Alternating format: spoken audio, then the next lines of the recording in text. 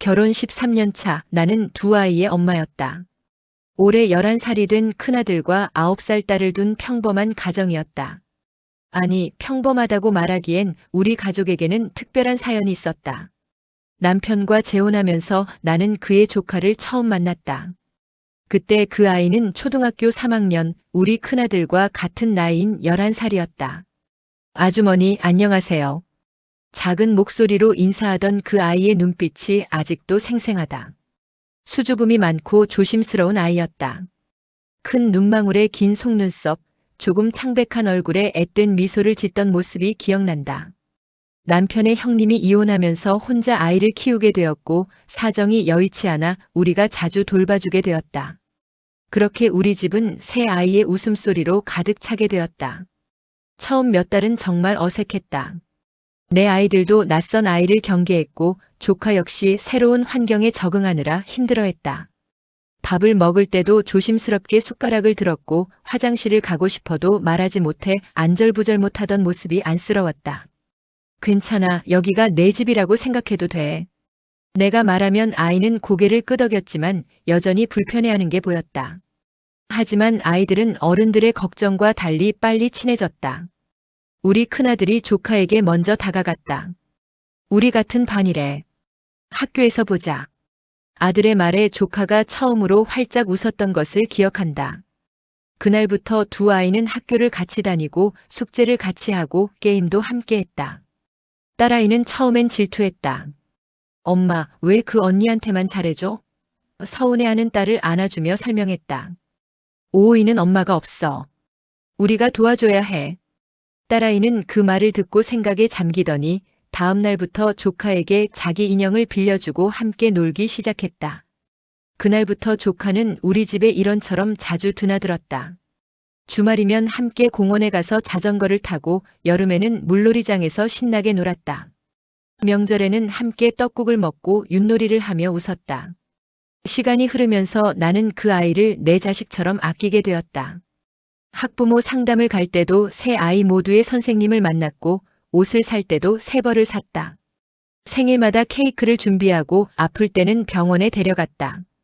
조카는 아주머니라고 부르다가 점점 이모라고 부르게 되었다. 나는 마음속으로 내 딸처럼 여겼다.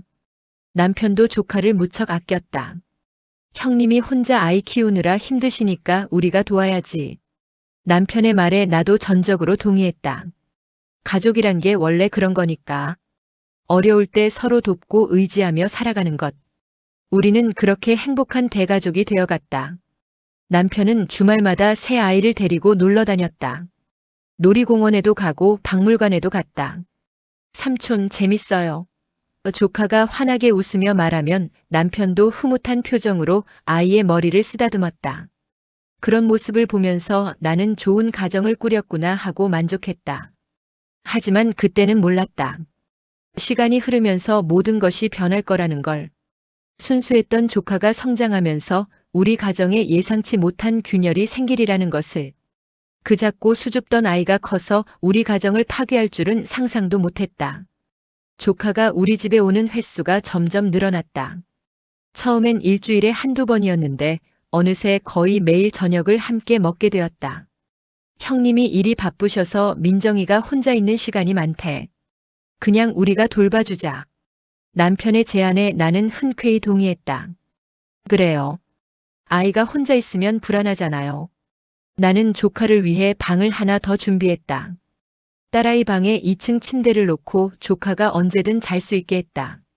조카는 고마워하며 점점 우리 집을 편하게 여겼다.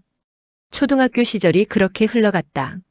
새 아이는 함께 자라고 함께 웃고 함께 추억을 만들었다. 그 시간들이 행복했다. 정말로 행복했다. 하지만 그 행복이 언젠가 끝날 줄은 몰랐다. 조카와 큰아들이 중학생이 되었다. 둘 다 14살. 이제 그 아이들은 사춘기에 접어들었다.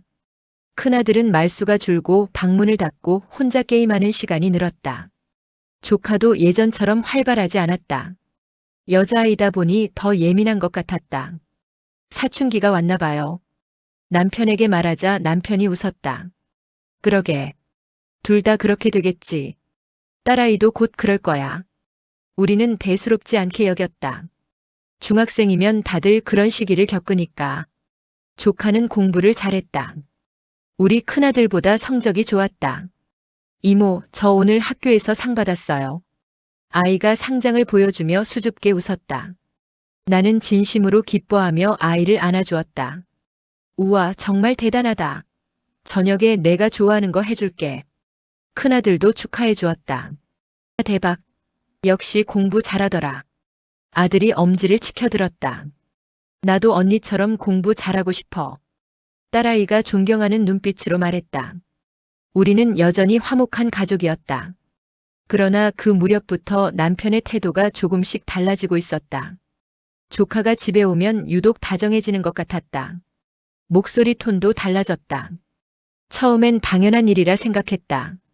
친족하니까 예뻐하는 게 자연스럽지 않나. 게다가 조카는 엄마가 없으니 더 챙겨줘야 한다고 생각했다. 여보, 오늘 민정이랑 우리 아들 공부 좀 봐줄게요. 중간고사 준비한다고 하더라고요. 남편이 말했다. 그래요, 도와주세요. 나는 아무 의심 없이 대답했다. 남편은 서재에서 두 아이와 함께 공부를 도와주었다. 한두 시간씩, 때로는 3시간씩. 많이 도와주시네요. 내가 말하자 남편이 웃었다. 형님이 바쁘시니까 내가 해줘야지. 중학교 공부는 중요하잖아. 남편의 말이 맞았다. 나는 고마워하며 간식을 준비해 서재에 가져다 주었다. 조카가 중학교 2학년이 되었을 때 15살 아이의 외모가 눈에 띄게 달라졌다. 키가 훌쩍 크고 얼굴도 예뻐졌다. 어린아이 같던 얼굴이 점점 여성스러워졌다. 머리도 길게 기르고 옷차림도 신경 쓰기 시작했다. 우리 큰아들은 여전히 게임과 만화에 빠져 있었지만 조카는 훨씬 성숙해 보였다. 이모, 이 옷 어때요? 조카가 새로 산 옷을 보여주며 물었다. 예쁘다. 역시 우리 오이는 뭘 입어도 잘 어울려. 내가 칭찬하자 조카가 수줍게 웃었다. 그때 남편이 거실로 들어왔다. 오, 새 옷이야? 예쁜데? 남편의 칭찬에 조카의 얼굴이 환해졌다. 삼촌도 예쁘다고 생각하세요? 응, 많이 컸네. 이제 완전 숙녀다 됐어. 남편의 말에 조카가 기뻐하는 모습을 보며 나는 흐뭇했다. 아빠가 없는 아이에게 남편이 아버지 역할을 해주는 것 같아 고마웠다. 조카와 큰아들이 고등학생이 되었다. 17살. 이제 키도 크고 얼굴도 성숙해졌다. 조카는 완전히 숙녀가 되었다. 내 딸아이가 엄마, 오, 언니 너무 예뻐요. 나도 언니처럼 예뻐질 수 있을까요? 라고 물을 정도였다. 큰아들은 여전히 게임에 빠져 있었지만 그래도 키는 부쩍 컸다. 그 무렵부터 남편이 자주 야근을 했다. 요즘 프로젝트가 하나 들어와서 일이 많아. 남편은 그렇게 말하며 늦게 들어오는 날이 잦아졌다. 저녁 8시에 퇴근하던 남편이 10시, 11시에 들어왔다.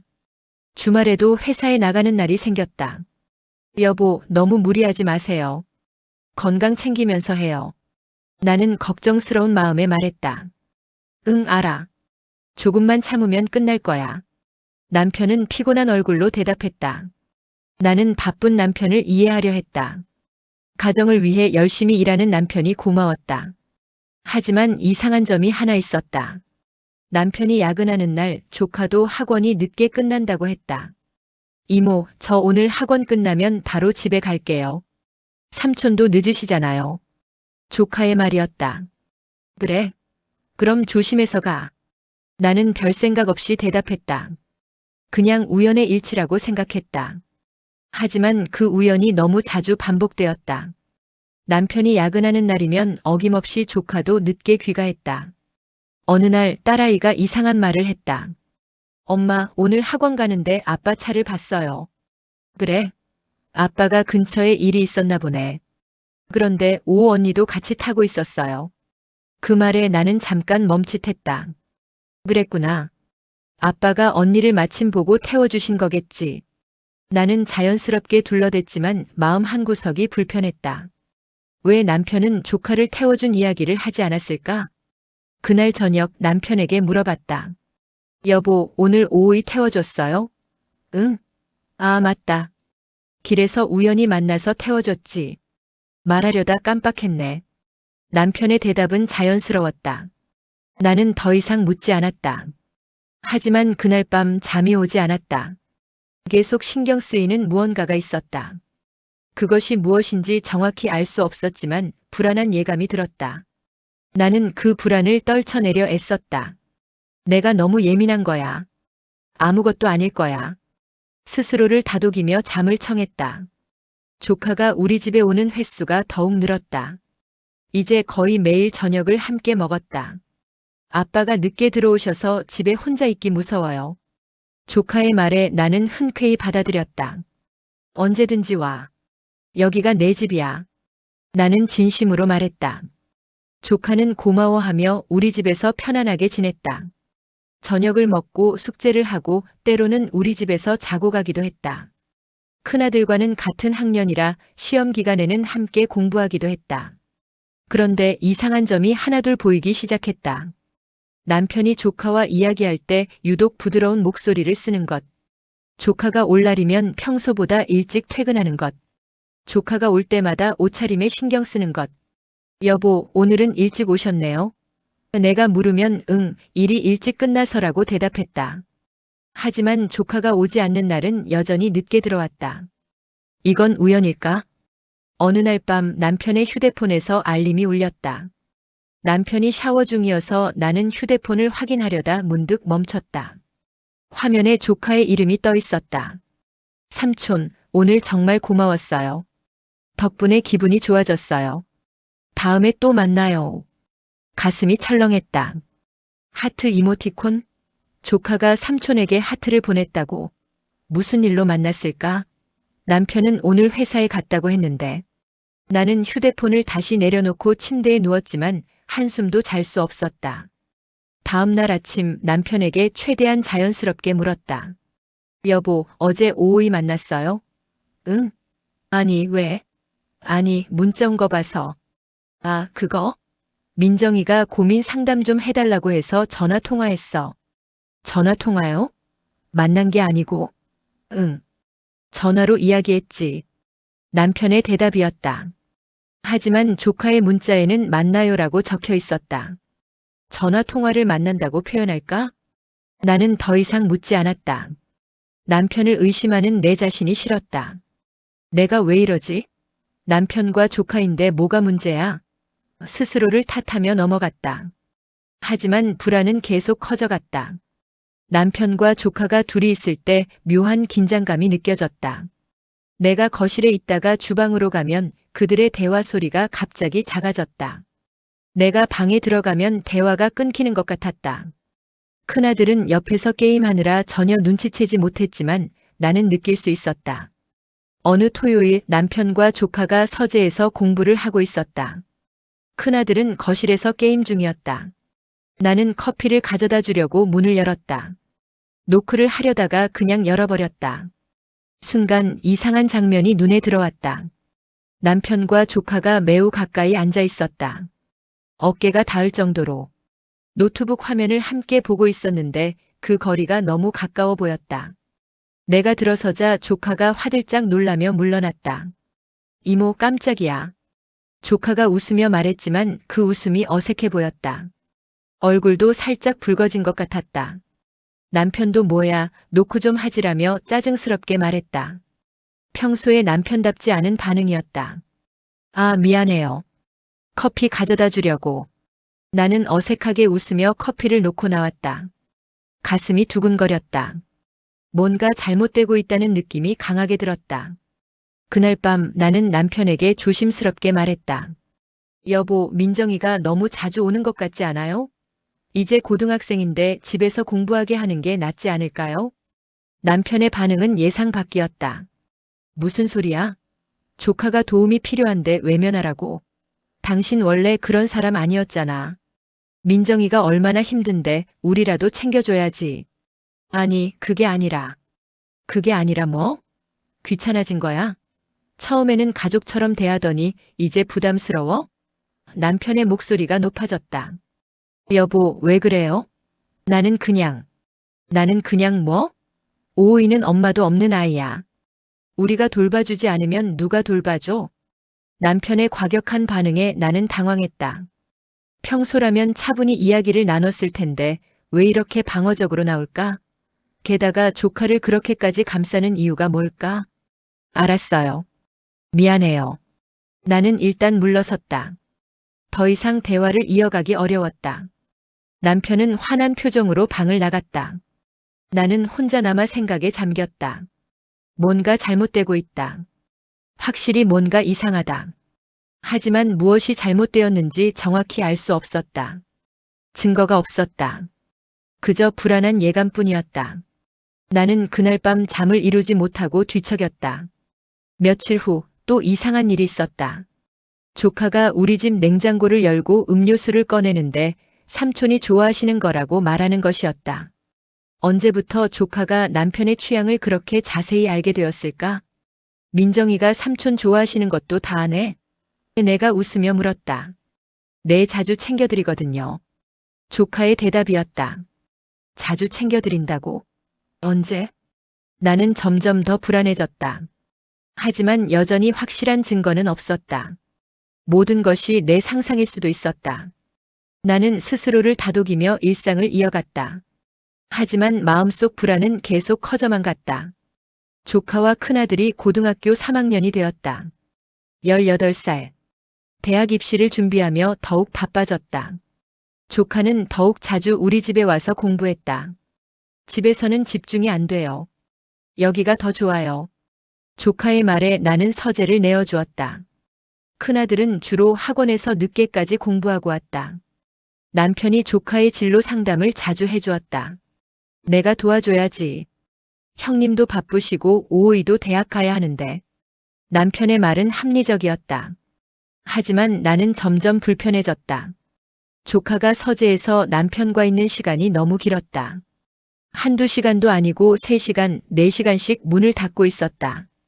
여보, 공부 봐주는 것 치고는 시간이 너무 오래 걸리는 것 아니에요? 내가 물으면 남편은 진로 상담이 그렇게 간단한 게 아니야.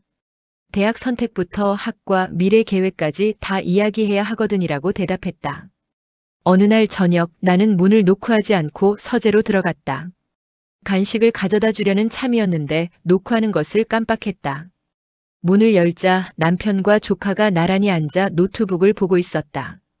두 사람의 거리가 너무 가까웠다.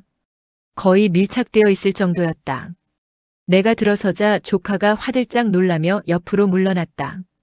의자를 끌며 거리를 벌렸다. 얼굴이 새빨갛게 달아올라 있었다. 이모, 깜짝이야. 조카가 웃으며 말했지만 그 웃음이 몹시 어색해 보였다. 남편도 당황한 표정이었다. 뭐야, 노크 좀 하지. 깜짝 놀라잖아. 짜증스럽게 말했다. 평소에 남편답지 않았다. 남편은 원래 온화한 사람인데 왜 이렇게 날카롭게 반응할까? 미안해요. 간식 가져다 주려고. 나는 쟁반을 테이블에 내려놓았다. 서재 안의 공기가 묘하게 느껴졌다. 긴장감이랄까 아니면 무언가를 숨기는 듯한 분위기랄까. 고마워요, 이모. 조카가 억지로 웃으며 말했다. 나는 잠시 그들을 바라보다가 나왔다. 문을 닫고 나서도 가슴이 두근거렸다. 뭔가 잘못되고 있다. 확실히 잘못되고 있다. 그날 밤 나는 남편에게 다시 말했다. 여보, 민정이가 너무 자주 오는 것 같아요. 집에서 공부하게 하는 게 어때요? 남편은 또다시 화를 냈다. 또 그 얘기야? 당신 요즘 왜 이래? 민정이가 뭘 잘못했어? 대학 입시가 얼마나 중요한데 우리가 도와주지 않으면 누가 도와줘? 아니, 그게 아니라 너무 자주. 너무 자주 뭐? 가족인데 자주 오면 안 돼? 당신 변했어. 예전에는 그러지 않았잖아. 남편의 반응이 또 과격했다. 평소라면 이해하고 넘어갈 일인데 왜 이렇게 방어적일까? 나는 더욱 의심스러웠지만 확실한 증거가 없었다. 그저 불안한 예감뿐이었다. 며칠 후 남편의 행동이 더욱 이상해졌다. 휴대폰을 항상 들고 다니기 시작했다. 화장실에 갈 때도 샤워할 때도 휴대폰을 가져갔다. 예전에는 거실 테이블에 그냥 놔두곤 했는데. 여보, 휴대폰 왜 항상 들고 다녀요? 응?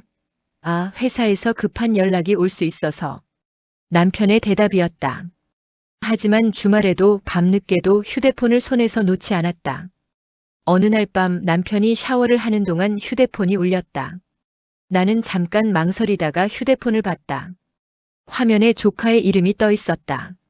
삼촌 자요? 오늘 하신 말씀 계속 생각나요. 삼촌이 있어서 다행이에요. 또 하트 이모티콘. 그리고 오늘 하신 말씀? 오늘 남편은 야근한다고 했는데 조카를 만났다는 말은 하지 않았다. 나는 손이 떨렸다. 남편이 거짓말을 하고 있는 걸까? 남편이 샤워를 마치고 나왔다. 여보, 휴대폰 울렸어요. 그래? 누군데? 오이요. 남편의 표정이 순간 굳었다. 아, 그래? 뭐래? 확인 안 했어요. 삼촌한테 온 거니까. 남편은 휴대폰을 집어들고 메시지를 확인했다. 그리고 금방 지웠다. 내가 보는 앞에서 메시지를 삭제했다. 뭐 별 얘기 아니야. 공부 관련 질문. 남편이 태연하게 말했지만 나는 알 수 있었다. 뭔가를 숨기고 있다는 것을. 여보, 오늘 오후이 만났어요? 아니. 왜? 아니, 문자 내용이 오늘 만난 것 같아서. 아, 전화 통화했어. 진로 상담. 남편은 자연스럽게 대답했지만 내 마음은 무거웠다. 그날 밤 나는 잠을 이루지 못했다. 남편이 옆에서 잠들어 있었지만 그가 낯설게 느껴졌다. 13년을 함께 산 남편인데 이제는 뭘 생각하는지 알 수 없었다. 다음 날 아침 조카가 일찍 우리 집에 왔다. 이모, 아침 먹으러 왔어요. 평소보다 화장을 진하게 하고 옷차림도 신경 쓴 것 같았다. 아침에? 학교는? 오늘 1교시 없어요. 조카는 남편이 식탁에 앉자 바로 옆자리에 앉았다. 예전에는 건너편에 앉았는데. 삼촌, 어제 말씀하신 대로 해봤어요. 조카가 밝게 말했다. 그래? 잘했네. 남편이 웃으며 대답했다. 나는 그들의 대화를 지켜보며 불편한 마음이 들었다. 그들 사이에 내가 모르는 무언가가 있었다. 비밀스러운 대화, 은밀한 약속, 뭔가가 있었다. 식사 후 남편이 출근 준비를 했다. 조카도 학교에 간다고 가방을 챙겼다. 삼촌, 차 태워주세요. 조카가 말했다. 그래, 가자. 남편이 흔쾌히 대답했다. 저도 같이 갈까요? 내가 물었다. 순간 남편과 조카의 표정이 굳었다. 여보, 당신은 집에 있어야 하잖아. 딸아이 학교 보내야지. 아, 맞다. 그렇네. 그들이 나가는 모습을 보며 나는 창문 너머로 지켜봤다. 남편이 조카를 위해 차 문을 열어줬다. 조수석이었다. 뒷자리가 아니라. 조카가 웃으며 차에 탔다. 그들이 떠나는 차를 보며 가슴이 답답했다. 조카가 우리 집에 자고 가는 일이 잦아졌다. 늦어서 위험하니까 여기서 자고 가. 남편의 제안에 조카는 쉽게 동의했다. 내 딸아이 방에서 함께 자는데 왠지 모를 불편함이 느껴졌다. 엄마, 오 언니가 요즘 자주 자고 가네요. 딸아이가 말했다. 그러게. 집이 멀어서 그런가 봐. 근데 엄마 언니가 밤에 자꾸 나가요. 응? 어디로? 화장실 간다고 하는데 오래 안 들어와요. 딸아이의 말에 나는 신경이 쓰였다. 화장실에 그렇게 오래 있을 이유가 있을까? 혹시 어느 토요일 아침 나는 일찍 일어나 커피를 마시고 있었다. 새벽 6시쯤이었다. 남편이 거실로 나왔다. 일찍 일어났네. 응, 잠이 안 와서. 우리는 간단히 대화를 나누었다. 평온한 주말 아침이었다. 그런데 조카가 방에서 나왔다. 남편의 티셔츠를 입고 있었다. 남편의 티셔츠. 내가 크리스마스 선물로 사준 남편이 아끼는 그 티셔츠.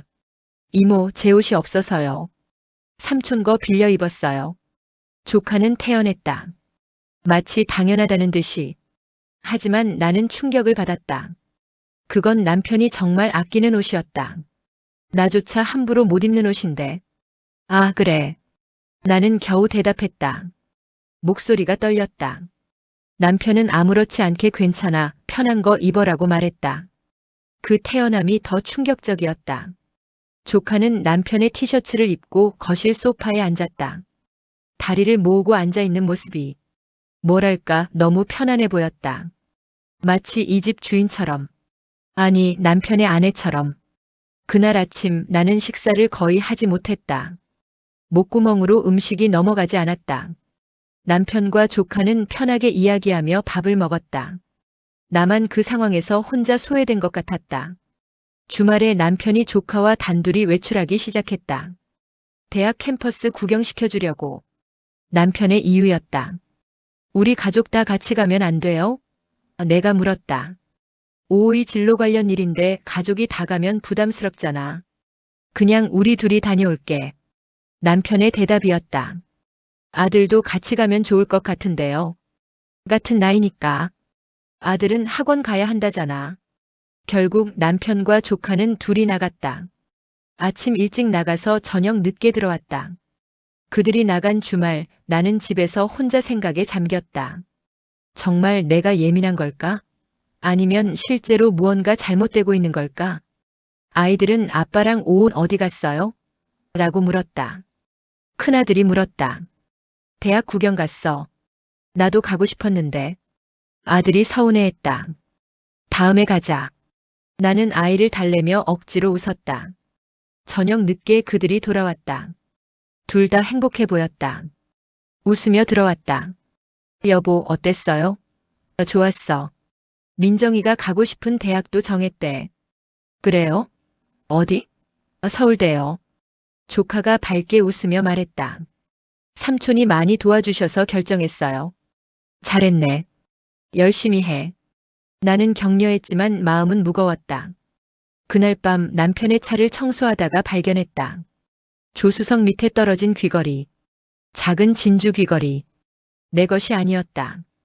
조카가 끼고 다니던 것과 똑같았다. 손이 떨렸다. 나는 귀걸이를 주머니에 넣고 집으로 들어갔다. 남편이 거실에서 TV를 보고 있었다. 여보, 이건 뭐예요? 귀걸이를 내밀자 남편의 얼굴이 굳었다. 아, 그거. 민정이가 차에 두고 간 거야. 돌려주려고 했는데 깜빡했네. 남편의 설명은 합리적이었다.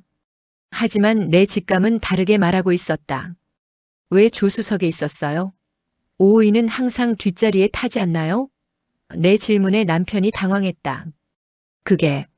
그날은 짐이 많아서 앞에 탔어. 무슨 짐이요?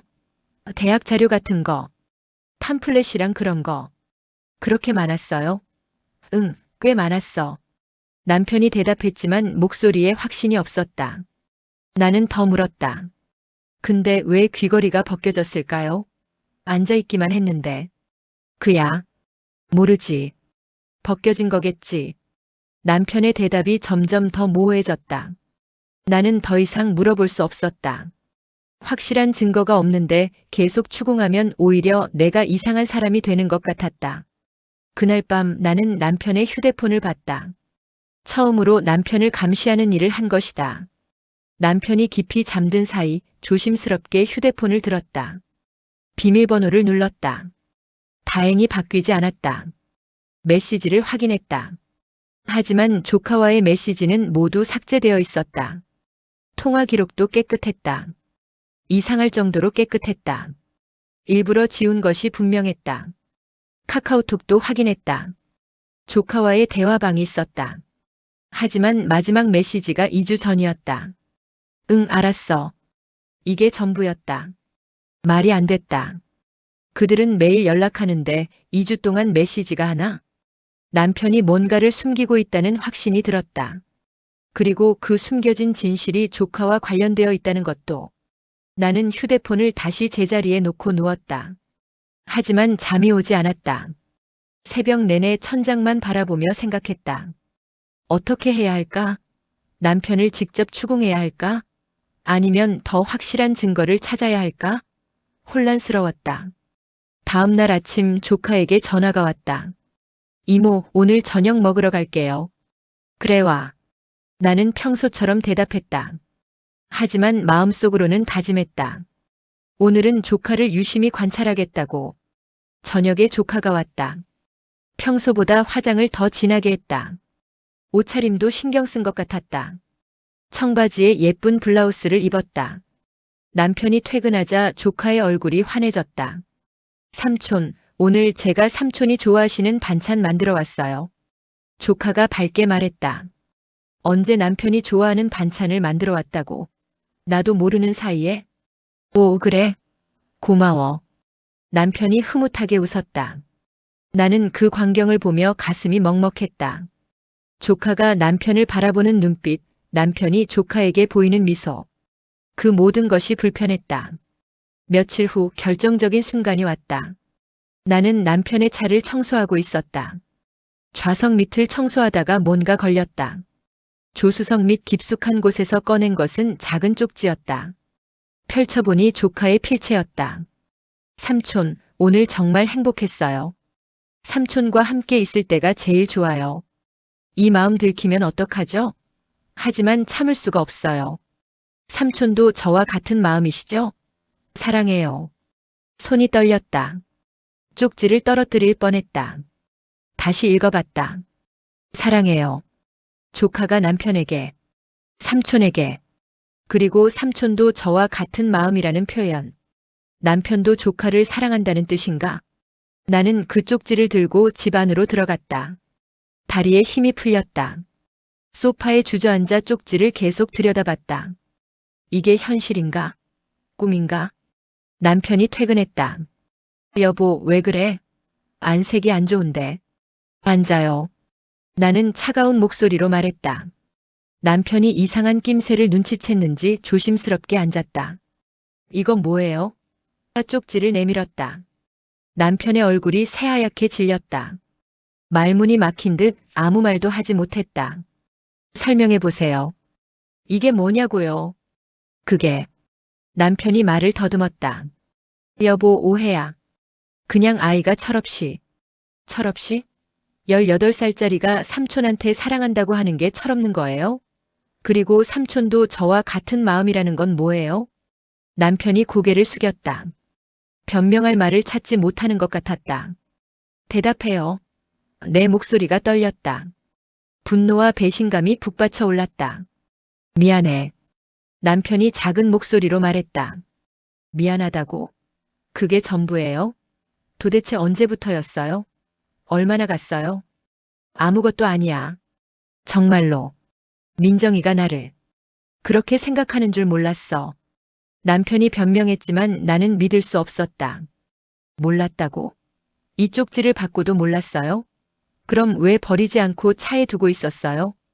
남편이 대답하지 못했다. 침묵이 흘렀다. 그 침묵이 모든 것을 말해주고 있었다. 당신도 같은 마음이었던 거죠? 내가 물었다. 아니야. 남편이 강하게 부정했다. 그럼 왜 이렇게 숨겨왔어요? 왜 메시지를 지우고 통화 기록을 지우고 나한테 거짓말했어요? 거짓말한 적 없어. 없어요? 조카 만난 거 숨긴 것도 둘이서만 외출한 것도 다 거짓말 아니었어요? 남편이 아무 말도 하지 못했다. 나는 계속했다. 어떻게 그럴 수 있어요? 초등학교 3학년 때부터 봐온 애잖아요. 우리가 돌봐주고 가족처럼 대한 애라고요. 그런 애를. 아무 일도 없었어. 남편이 말을 끊었다. 정말로 아무 일도 없었어. 민정이가 날 좋아한다는 건 알았지만 나는 아무것도 하지 않았어. 알았다고요? 그럼 왜 막지 않았어요? 왜 거리를 두지 않았어요? 그게 쉽지 않았어. 쉽지 않았다고. 당신은 어른이잖아요. 삼촌이잖아요. 막아야죠. 나는 울고 있었다. 눈물이 멈추지 않았다. 13년간의 결혼 생활이 무너지는 것 같았다. 정말 아무 일도 없었어요? 나는 마지막으로 물었다. 남편이 고개를 들었다. 눈이 충혈되어 있었다. 손잡은 것, 한두 번 포옹한 것 빼고는 없어. 정말이야. 그 말에 나는 힘이 풀렸다. 손을 잡았다고 포옹했다고. 그것도 충분히 배신이에요. 나는 차갑게 말했다. 18살 조카랑 손잡고 포옹하고. 그게 정상이에요? 그게 삼촌이 할 짓이에요? 남편이 머리를 감싸 쥐었다. 미안해. 정말 미안해. 나도 모르게 그렇게 됐어. 모르게? 또 모르게? 나는 비웃었다. 유부남이 18살 애랑 손잡는 게 모르게 되는 일이에요? 그날 밤 나는 남편과 같은 방을 쓸 수 없었다. 거실 소파에서 잤다. 아니, 잔 게 아니라 그냥 누워 있었다. 잠이 올 리 없었다. 온갖 생각이 머릿속을 스쳐갔다. 내일 조카를 만나야겠다. 직접 물어봐야겠다. 진실이 뭔지 확인해야겠다. 그렇게 밤을 새웠다. 다음 날 아침 나는 조카에게 전화했다. 민정아, 이모가 할 말이 있어. 집에 올래? 조카는 잠시 망설이다 네 갈게요라고 대답했다. 목소리가 떨리고 있었다. 1시간 후 조카가 왔다. 예전처럼 편안한 모습이 아니었다. 긴장한 표정으로 거실에 앉았다. 손을 꼭 쥐고 있었다. 이모, 앉아. 나는 차를 한 잔 내밀었다. 조카가 받아들었지만 마시지 않았다. 민정아, 이모가 물어볼 게 있어. 정직하게 대답해줬으면 좋겠어. 네. 조카의 목소리가 작았다. 너 삼촌이랑 무슨 사이야? 직설적으로 물었다. 조카의 얼굴이 하얗게 질렸다. 손이 떨리고 있었다. 찻잔이 덜컹거렸다. 이모, 저 사실대로 말해. 긴 침묵이 흘렀다. 조카가 고개를 숙였다. 눈물이 뚝뚝 떨어졌다. 그리고 작은 목소리로 말했다. 죄송해요, 이모. 그 한마디에 내 세상이 무너졌다. 의심이 확신으로 바뀌는 순간이었다. 하지만 냉정함을 유지하려 애썼다. 언제부터야? 작년부터요. 작년? 그럼 내가 17살 때? 네. 조카가 울면서 대답했다. 처음엔 그냥 삼촌이 좋았어요. 아빠처럼 챙겨주시고 따뜻하게 대해주시고. 그래서? 그러다가 점점 다른 감정이 생겼어요. 제가 잘못됐어요. 알아요. 하지만 어쩔 수가 없었어요. 조카가 흐느꼈다. 삼촌은? 내가 물었다. 삼촌도 저를 사랑한다고? 아니요. 그 정도는 아니에요. 그냥 좋아하신다고 했어요. 나는 숨을 깊이 들이쉬었다. 뭘 했어? 정확히 말해봐. 손 잡았어요. 그리고 몇 번 안았어요. 그게 전부? 네, 정말이에요. 키스는? 조카가 머뭇거렸다. 한 번. 한 번? 네, 제가 먼저 했어요. 삼촌 생일 때. 나는 눈을 감았다. 너무 아팠다. 너 지금 뭐 하는 거야? 그 사람은 내 삼촌이야. 유부남이야. 우리 애들 아빠라고. 알아요. 다 알아요. 조카가 울었다. 알면서 왜 그랬어? 통제가 안 됐어요. 삼촌 보면 가슴이 뛰고 삼촌 생각만 하게 되고 미칠 것 같았어요. 18살이면 다 아는 나이야. 그게 잘못된 거라는 걸. 우리 가족이 있다는 것도. 근데 왜 했어? 내 목소리가 높아졌다. 죄송해요. 정말 죄송해요. 조카가 계속 사과했다. 하지만 그 사과가 뭐가 중요한가? 이미 벌어진 일인데. 내 아빠는 아세요? 아니요. 절대 모르세요. 삼촌이 먼저 그랬어. 아니면 너? 제가 먼저 좋아했어요. 그래도 삼촌이 막아야 하는 거 아니야? 어른이 책임져야지. 삼촌도 거절하셨어요. 처음엔. 근데 제가 계속 뭐? 계속 좋다고 했어요. 삼촌 아니면 안 된다고. 삼촌만 생각난다고. 조카가 털어놓았다. 나는 한숨을 쉬었다. 민정아, 너 지금 내 인생 망치고 있는 거 알아? 대학 갈 나이에 무슨 짓이야? 알아요. 하지만 어쩔 수 없어요. 어쩔 수 없긴 뭐가 어쩔 수 없어. 그만둬. 당장 그만둬. 이모. 당장 그만두라고. 안 그러면 내 아빠한테 다 말할 거야. 조카가 깜짝 놀라며 고개를 들었다. 제발 아빠한텐 말하지 마세요. 아빠가 알면 어떻게 되는데? 당연히 알아야지. 제발요, 이모. 한 번만 봐주세요. 조카가 애원했다. 봐준다고 해결돼? 이미 일어난 일인데? 다시는 안 그럴게요. 정말로. 삼촌한테 안 갈게요. 진짜? 네, 약속할게요. 제발. 아빠한텐 말하지 말아주세요. 조카가 무릎을 꿇었다. 이모 제발요. 저 정말 잘못했어요. 나는 조카를 보며 착잡했다. 이 아이도 피해자일까? 아니면 가해자일까? 18살이면 충분히 판단할 나이인데. 하지만 어른인 남편이 더 잘못한 것도 맞고. 일어나. 그렇게 있지 마. 조카를 일으켰다. 오늘부터 우리 집에 오지 마. 당분간은. 네. 그리고 삼촌한테 연락하지 마. 문자도 전화도 아무것도 하지 마. 알겠어요. 조카가 고개를 숙였다. 이모 정말 죄송해요. 용서해 주세요. 용서는 나중에 생각해 볼게. 일단 가봐. 조카가 떠났다. 문이 닫히자 나는 주저앉아 울었다. 너무 억울하고 화나고 슬펐다. 13년간 쌓아온 가정이 무너지는 것 같았다. 그날 저녁 남편이 조심스럽게 들어왔다. 여보, 말 걸지 마세요. 나는 차갑게 말했다. 오오이 만났어? 네. 뭐래? 다 털어놨어요. 손잡고 안고 키스한 것까지. 남편의 얼굴이 창백해졌다. 여보, 그건 변명하지 마세요. 이제 지겨워요. 나는 방으로 들어갔다. 남편이 따라오려 했지만 문을 닫아버렸다.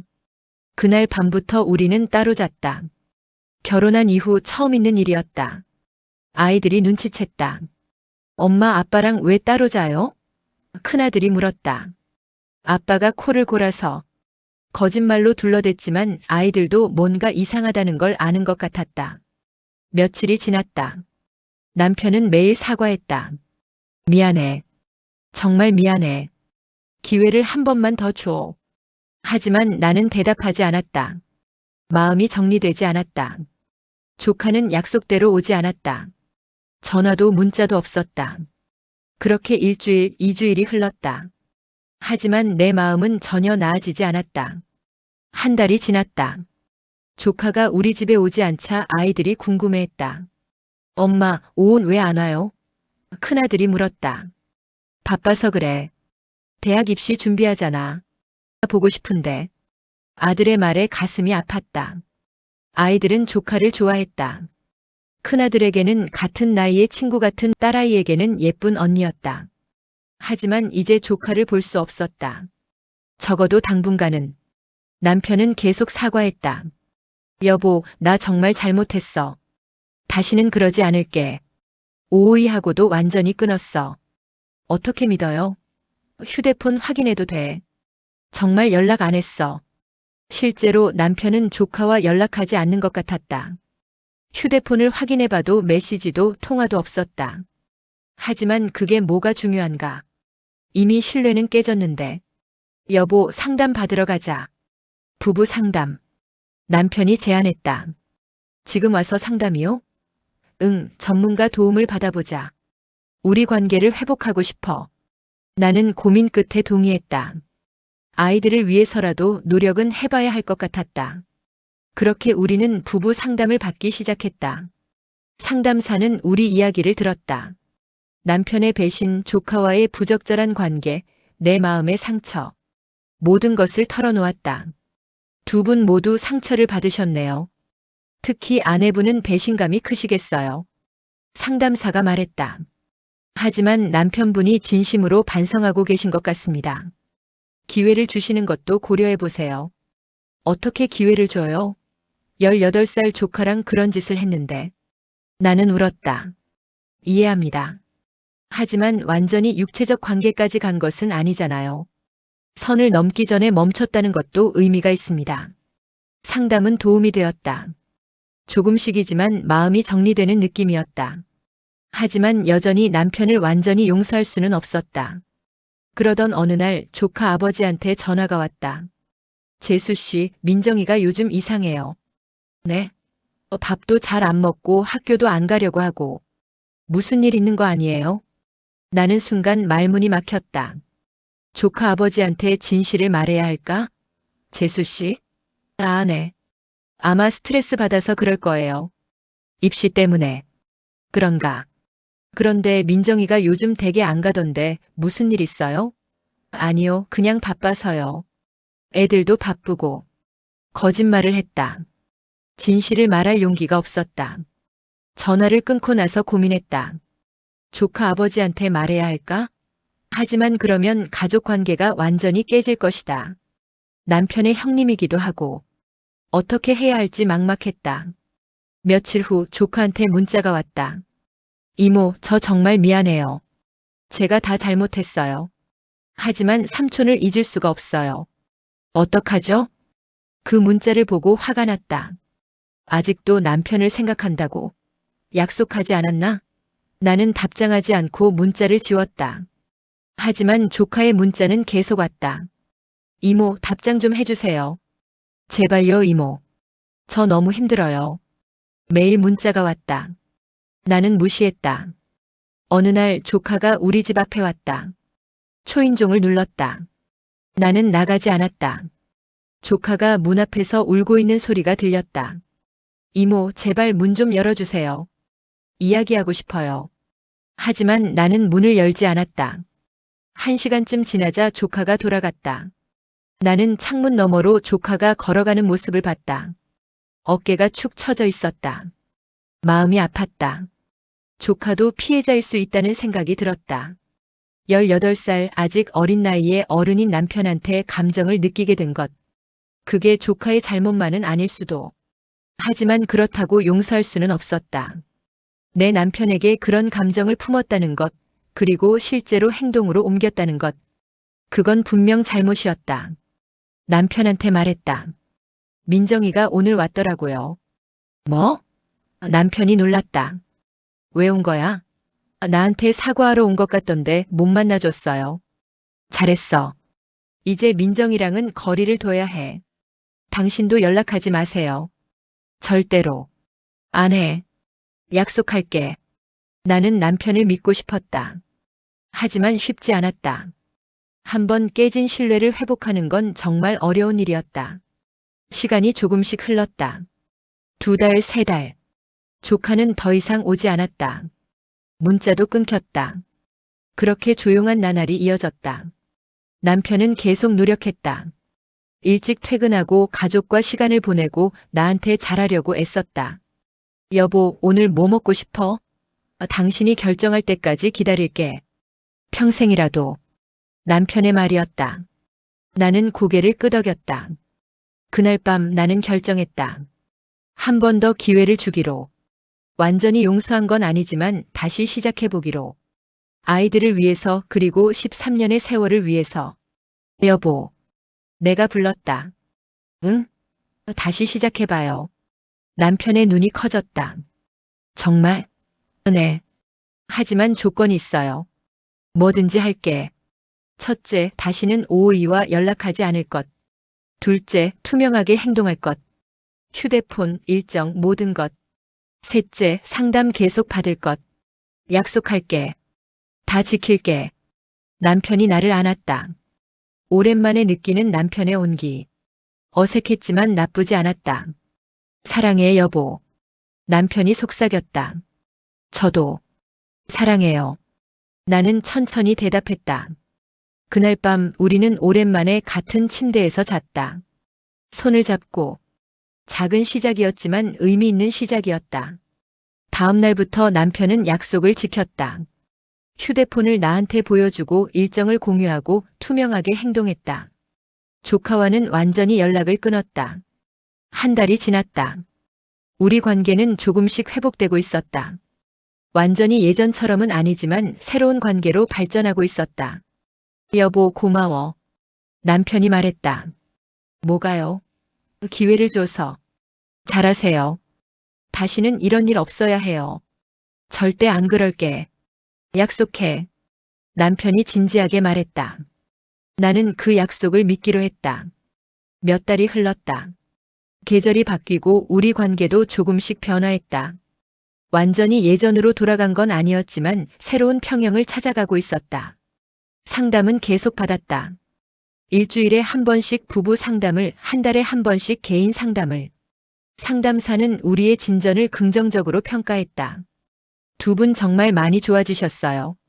처음엔 어떻게 될까 걱정했는데. 상담사가 말했다. 그쵸? 남편이 내 손을 잡으며 웃었다. 하지만 여전히 어려운 순간들이 있었다.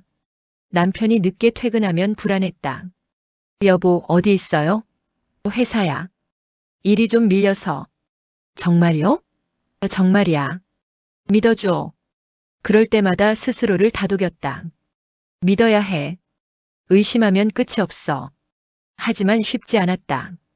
한번 깨진 신뢰를 회복하는 건 정말 어려운 일이었다. 남편도 힘들어했다.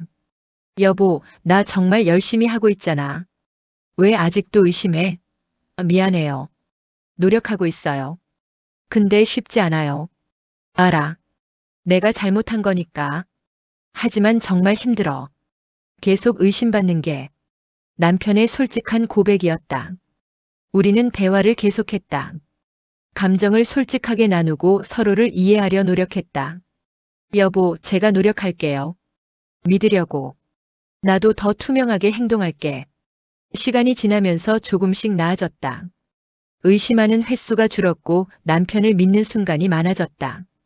물론 완전하지는 않았지만 진전이 있었다. 아이들도 눈치챘다. 엄마, 요즘 웃는 것 같아요. 딸아이가 말했다. 그래? 내 아빠랑도 사이좋아 보이고. 그렇구나. 아이들이 행복해하는 모습을 보니 뿌듯했다. 어려운 결정이었지만 다시 시작하길 잘했다는 생각이 들었다. 어느 날 남편이 제안했다. 여보, 이번 주말에 여행 갈까? 전에 말했던 거. 나는 잠시 생각하다 고개를 끄덕였다. 좋아요. 가요. 정말? 남편이 기뻐했다. 응. 우리 둘이 시간 좀 갖자. 고마워, 여보. 주말에 우리는 여행을 갔다. 바다가 보이는 작은 펜션. 아이들은 할머니 댁에 맡겼다. 오랜만에 단둘이었다. 바닷가를 걸으며 이야기를 나눴다. 여보, 이렇게 단둘이 있는 거 얼마만이야? 몇 년 만인 것 같아요. 그러게. 애들 낳고 너무 바빴지. 그동안 고생 많았어요. 내가 말했다. 무슨 소리야? 내가 고생시켰지. 남편이 미안한 표정을 지었다. 이제 그 이야기 그만해요. 앞으로만 보자고요. 고마워, 여보. 정말. 남편이 나를 안았다. 바닷바람이 불어왔다. 그날 밤 우리는 오랜만에 깊은 대화를 나눴다. 과거에 대해서, 현재에 대해서, 그리고 미래에 대해서. 앞으로 어떻게 살고 싶어? 내가 물었다. 당신과 아이들이랑 행복하게. 그게 전부야. 남편의 대답이었다. 저도요. 그게 제일 중요해요. 그럼 그렇게 하자. 서로 노력하면서. 여행에서 돌아온 후 우리 관계는 한층 더 좋아졌다. 진짜 새로운 시작 같았다. 물론 여전히 어려운 순간들이 있었지만 극복할 수 있었다. 조카 소식도 가끔 들렸다. 대학 생활을 잘하고 있다고 했다. 새로운 친구들도 사귀고 동아리 활동도 하고. 잘 지내나 봐요. 내가 말하자 남편이 고개를 끄덕였다. 다행이네. 연락은 안 해요? 아니, 전혀. 앞으로도 하지 마세요. 당연하지.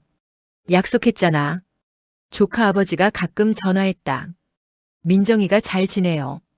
재수 씨, 감사합니다. 아니에요. 당연한 일이죠. 그래도 그동안 정말 많이 도와주셨어요. 나는 복잡한 심정이었다. 조카를 미워하지는 않았다. 하지만 용서했다고 말하기도 어려웠다. 그냥 넘어가고 싶었다. 시간은 계속 흘렀다. 1년이 지났다. 그 사건이 있은 지 1년. 우리는 많이 변했다. 더 성숙해지고 더 신중해지고 더 서로를 존중하게 되었다. 여보, 우리 1년 동안 참 많은 일이 있었네. 내가 말했다. 그러게. 힘들었지만 이겨냈어. 앞으로도 잘 이겨낼 수 있을까요? 당연하지. 우리잖아. 남편이 확신에 차서 말했다. 나는 그 확신이 좋았다. 큰아들과 조카는 이제 19살이 되었다. 둘 다 대학생이 되었다. 큰아들도 대학에 합격했다. 조카와는 다른 대학이었지만 형님 축하드립니다. 조카 아버지가 전화했다. 감사합니다, 형님도요. 그렇게 아이들은 자라고 우리는 나이 들어갔다. 인생은 계속되었다. 2년이 흘렀다. 그 일이 있은 지 2년. 이제 조카는 대학교 3학년이 되었다. 21살. 우리 큰아들도 대학교 3학년. 같은 나이로 함께 자라온 두 아이. 우리 가족은 안정을 찾았다. 완전히 예전처럼은 아니지만 새로운 형태의 행복을 만들어갔다. 남편은 약속을 지켰다. 투명하게 행동했고 조카와는 완전히 연락을 끊었다. 어느 날 조카가 집에 왔다. 방학이라고 했다. 이모. 조카가 조심스럽게 불렀다. 왔구나. 들어와. 2년 만에 보는 조카는 많이 변해 있었다. 더 성숙해 보였고 안정적으로 보였다. 21살 젊은 여성으로 성장해 있었다. 이모, 그동안 잘 지내셨어요? 응, 잘 지냈어. 너는? 저도 잘 지냈어요. 대학 생활도 재밌고. 다행이네. 우리는 어색하게 대화를 나눴다. 큰아들이 거실로 나왔다. 두 아이는 자연스럽게 이야기를 나눴다. 같은 나이답게. 이모, 정말 죄송했어요. 그때 일. 조카가 다시 사과했다. 알아. 이제 그만 사과해도 돼. 하지만 진짜 괜찮아. 다 지나간 일이야. 용서해 주신 거예요? 조카가 조심스럽게 물었다. 용서보다는 이해하게 된 것 같아. 너도 어렸고 힘들었을 거야. 조카가 울먹였다. 이모, 정말 감사해요. 저 때문에 많이 힘드셨을 텐데. 힘들었지. 하지만 이겨냈어. 우리 가족 모두. 삼촌은 어떠세요? 잘 지내. 너한테는 관심 없으니까 걱정 마. 나는 단호하게 말했다. 당연하죠. 죄송해요. 너 남자친구는 생겼어? 화제를 돌렸다. 네, 생겼어요. 학교 선배예요. 진지하게 만나고 있어요. 잘 됐네. 잘 사귀어. 감사해요, 이모. 조카가 떠난 후 남편이 물었다. 오호이 왔다 갔어? 응. 어땠어? 많이 컸더라. 남자친구도 생겼대. 진지하게 만난대. 그래? 다행이네. 남편이 안도하는 표정을 지었다. 여보, 우리 잘 이겨냈죠? 응, 잘 이겨냈어. 우리는 포옹했다. 길고 힘든 여정이었지만 결국 이겨냈다. 완벽하지는 않지만 충분히 행복했다. 아이들이 거실로 뛰어왔다. 큰아들과 딸아이. 엄마, 아빠 뭐 해요? 아무것도 안 해. 그냥 안고 있었어. 우리도.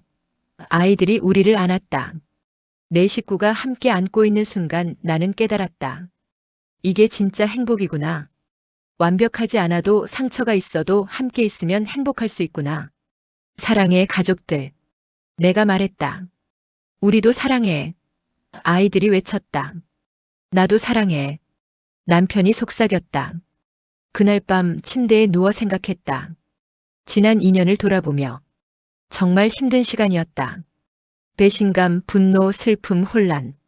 모든 감정을 다 경험했다. 하지만 이겨냈다. 포기하지 않고 노력했고 결국 이겨냈다. 물론 상처는 남아있다. 가끔 남편이 늦으면 여전히 불안하고 조카 이야기가 나오면 불편하다. 하지만 그게 뭐 어떤가. 인생이 원래 완벽할 수 없는 것을, 상처를 안고 살아가는 것도 삶의 일부인 것을, 중요한 건 포기하지 않는 것, 계속 노력하는 것, 서로를 사랑하는 것, 그게 전부였다. 남편이 잠꼬대를 했다. 미안해. 자면서도 사과하는 남편. 나는 쓸쓸하게 웃었다. 아직도 미안해하는구나. 괜찮아요, 여보. 이제 괜찮아요. 나는 속삭였다. 남편은 듣지 못했지만 나한테는 중요한 말이었다. 다음 날 아침 평범한 하루가 시작되었다. 아이들을 깨우고 아침을 준비하고 남편을 배웅하고 평범하고 소중한 일상. 다녀올게, 여보. 조심해서 가요. 사랑해. 저도요. 남편이 떠난 후 나는 창문 밖을 바라봤다. 햇살이 비치고 있었다. 따뜻한 봄날이었다. 새로운 계절, 새로운 시작. 전화벨이 울렸다. 친구였다. 언니, 오늘 점심 먹을래? 좋아, 만나자. 나는 밝게 대답했다. 준비를 하며 거울을 봤다. 2년 전보다 조금 늙었지만 눈빛은 더 강해진 것 같았다. 힘든 시간을 이겨낸 사람의 눈빛. 난 강한 사람이야. 스스로에게 말했다. 앞으로도 잘 해낼 수 있어. 집을 나서며 마지막으로 뒤를 돌아봤다. 우리 집. 13년간 살아온 집. 많은 추억이 있는 집. 행복한 순간도 힘든 순간도 모두 담긴 집. 고마워. 집에게 말했다. 우리를 지켜줘서. 그렇게 나는 문을 닫고 나갔다. 새로운 하루를 향해. 미래를 향해. 희망을 향해. 인생은 계속된다. 완벽하지 않아도 상처가 있어도 계속된다. 그리고 그 속에서 우리는 성장한다. 더 강해지고 더 지혜로워지고 더 사랑하는 법을 배운다. 이것이 내 이야기다. 재혼 가정의 복잡한 관계, 조카와 남편의 부적절한 관계, 배신과 용서, 그리고 회복. 모든 것이 담긴 이야기. 완벽한 결말은 아니다. 하지만 현실적인 결말이다. 그리고 그것으로 충분하다. 앞으로 어떻게 될지 모른다. 또 다른 시련이 올 수도 있고 평화로운 날들이 계속될 수도 있다. 하지만 어떤 일이 일어나든 나는 준비되어 있다. 왜냐하면 나는 이미 이겨냈으니까. 가장 힘든 시간을. 그리고 그게 나를 강하게 만들었으니까. 이것이 내 이야기의 끝이다. 아니, 끝이 아니라 새로운 시작이다. 그로부터 몇 년이 더 흘렀다. 조카는 대학을 졸업하고 취직했다. 결혼도 했다고 한다. 좋은 사람을 만나 행복하게 살고 있다는 소식을 들었다. 큰아들도 졸업을 앞두고 있다. 조카와는 가끔 동창생으로 연락한다고 한다. 같은 나이로 함께 자란 인연이니까. 우리도 변했다. 남편과 나는 중년이 되었다. 그 사건은 이제 먼 과거의 일처럼 느껴진다. 가끔 그때를 생각한다. 얼마나 힘들었는지, 얼마나 아팠는지. 하지만 동시에 그때 내린 결정이 옳았다는 것도 안다. 포기하지 않고 다시 시작한 것. 완벽한 결혼 생활은 없다. 누구나 힘든 시간을 겪는다. 중요한 건 그 시간을 어떻게 이겨내느냐다. 우리는 이겨냈다. 그리고 더 강한 가족이 되었다. 그것으로 충분하다.